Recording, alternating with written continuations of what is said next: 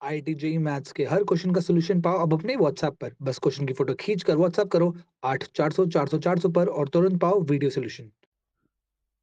Hello guys. तो guys, जैसा कि कुछ दिनों पहले मैंने आपको बताया भी था कि जैसे जो दिल्ली के कुछ कॉलेजेस हैं, जैसे डीटीयू, एनएसआईटी, इन लोगों की जो काउंसलिंग होती है वो सीसैप के थ्रू होती है। तो उसी के बारे में हम इस वीडियो में बात करने वाले हैं कि सीसैप काउंसलिंग का क्या क्या डेट्स हैं, क्या क्या इम्पोर्टेंट क्या बोलते हैं वहाँ पे प्रोसेस होने वाले हैं, कितने राउंड में पूरी प्रोसेस होगी, कब आपका डॉक्यूमेंट वेरिफिकेशन होगा, कब आपकी लास्ट डेट होगी आप सीट विड्रॉ करने की। तो ये सब चीज़ें सी सब काउंसलिंग से रिलेटेड है, इस बारे में हम डिस्कस करेंगे। और कब से ये स्टार्ट होगी और कब इसकी लास्ट डेट होगी, सब हम इसमें डिस्कस करने वाले हैं। तो देखिए, दो तीन चीज़ें हैं यहाँ पे। अगर हम इससे पहले स्टार्ट करें तो जो भी बच्चे जेई मेंस में दिया है, तो जेई मेंस की जो रैंक होती है उसी के बेसिस पे ही क्या बोलते हैं आपके यहाँ पे एडमिशन होते हैं। हाँ, काउंसलिंग प्रोसेस सीसैब के नाम से है, वो एक अलग चीज़ है, लेकिन ऑब्वियसली रैंक आपकी जेई मेन की ही काम आती है। तो देखिए, 28 जून से 6 जुलाई तक आपकी जो ऑनलाइन एप्लीकेशन है वो अवेलेबल रहेंगे।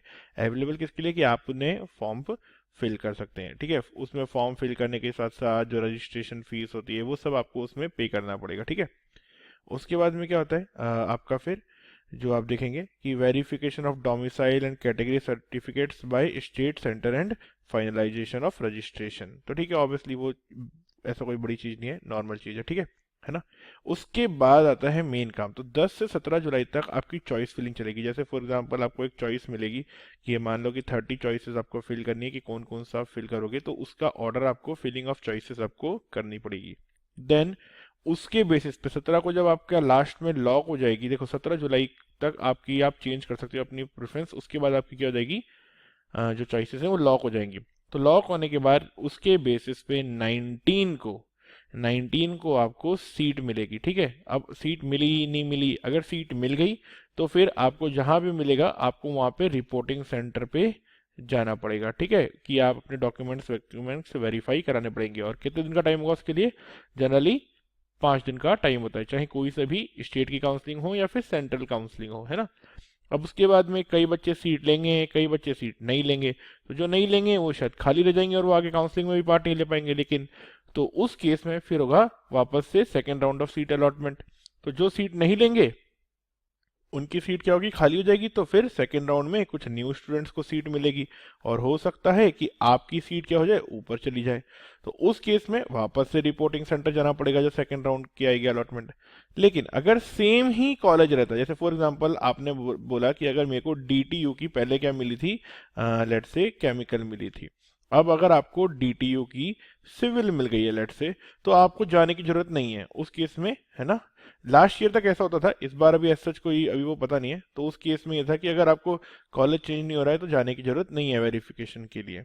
पहले ये होता था, इस साल का भी कुछ आइडिया नहीं है। देखिए, अब सेकेंड राउंड के बाद में इसमें क्या होता है कि अगर अब आपको सीट लेनी है तो बताओ, नहीं लेनी है तो बताओ। अगर आपको क्या बोलते हैं सीट विड्रॉ करनी है तो आपको 1 से 3 अगस्त तक का टाइम है, आप सीट विड्रॉ कर सकते हो। तो अगर इस डेट में आपने सीट विड्रॉ करी तो जितना भी आपने ऐसे सीट के लिए अपनी फीस पे करी है वो आपकी क्या होती है, आपको वापस से रिटर्न हो जाती है। बट अगर आपने वो फीस सही से पे नहीं, मतलब ऑब्वियसली डेट से पहले अपनी सीट विड्रॉ नहीं करी है, तो देन वो फीस आपकी आपको वापस से विड्रॉ नहीं होगी, मतलब आपको रीइंबर्स्ड नहीं होगी। अब ऑब्वियसली कुछ सीटें क्या बोलते हैं लोग मना कर देते हैं, नहीं लेंगे। तो फिर क्या होता है, कुछ जो वैकेंट सीट रह जाती है हमारे पास में, उन वैकेंट सीट के लिए होती है spot round to be declared by state centre. तो स्पॉट राउंड काउंसलिंग होती है, जिसमें क्या बोलते हैं स्पॉट राउंड काउंसलिंग होती है। और उसमें फिर जिसको सीट मिलती है देन उसको अपने क्या रिपोर्टिंग सेंटर में जाना होता है। ठीक है, अब उसके बाद बेसिकली हर कॉलेज की अपनी अपनी एक स्टार्टिंग डेट होती है और उसके अकॉर्डिंगली उनका कॉलेज स्टार्ट हो जाता है। ठीक है, तो इस तरीके की कुछ प्रोसेस रहती है। तो यहाँ पे दो तीन चीजें यहाँ पे मैं पहले क्लियर करना चाहूंगा। पहले ऐसा होता था कि अगर आपका काउंसलिंग में एक ही कॉलेज में एक से आप ऊपर गए हो तो आपको बार सेंटर पे जाके वेरीफाई नहीं कराना होता था। अगर कॉलेज चेंज होता था तो ही वेरीफाई कराना होता था। तो इस बार अभी क्या है, थोड़ा सा मुझे देखना पड़ेगा, श्योर नहीं हूँ, इसलिए एक बार पढ़ लीजिएगा आप लोग भी, है ना। फ्री पीडीएफ डाउनलोड करने के लिए डाउटनट ऐप इंस्टॉल करें और फिर अपनी प्रोफाइल पर क्लिक करके डाउनलोड एंड शेयर पर जाएं और मनचाही पीडीएफ डाउनलोड करें।